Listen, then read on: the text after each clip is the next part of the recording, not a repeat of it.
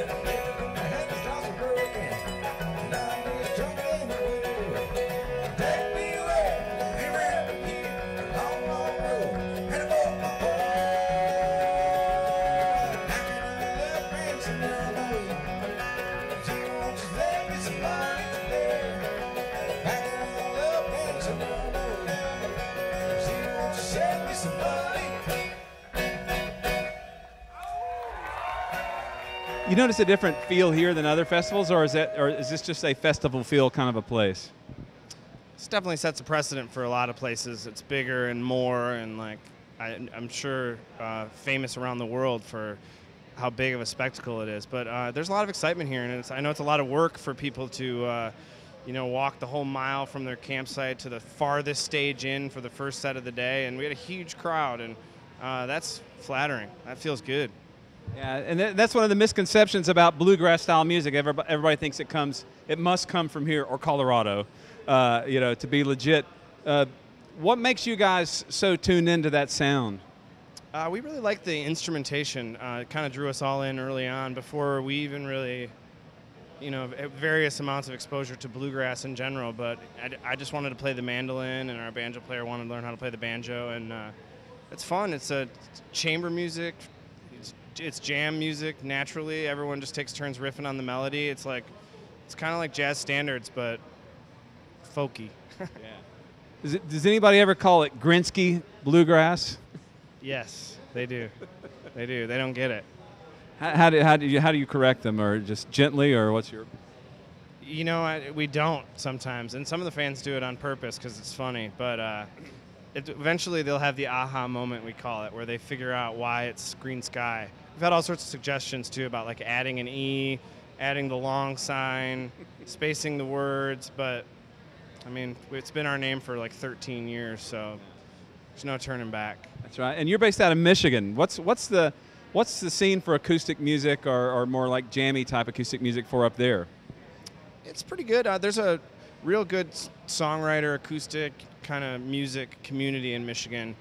It's not all bluegrass per se, and it's not all jam as well, but we've made a name for ourselves with our community, and it started with driving 4Runner up and down Lake Michigan, playing in bars and trying to convince these bar owners that bluegrass can be cool, and it worked.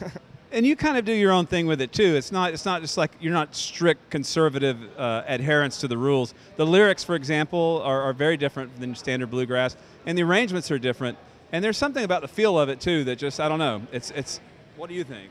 I agree with you. It's absolutely, we're a no rules kind of band, and we really like playing bluegrass, so we do, but we like a lot of other things as well, so we do those things, and trying to bring a lot of other influences into the arrangements of the songs, as you say, and lyrically, as one of the songwriters for the band, I figured out early on that trying to write a bluegrass song was a disaster. I don't live in the mountains. I never murdered my wife and threw her in a river. It was just like not sincere and honest to write like that. And when I started just writing the way that I felt and what I thought, it lended to bluegrass songs far better than I ever expected. So sometimes what I write turns into bluegrass, and sometimes it doesn't. But we play it all anyway. Yeah.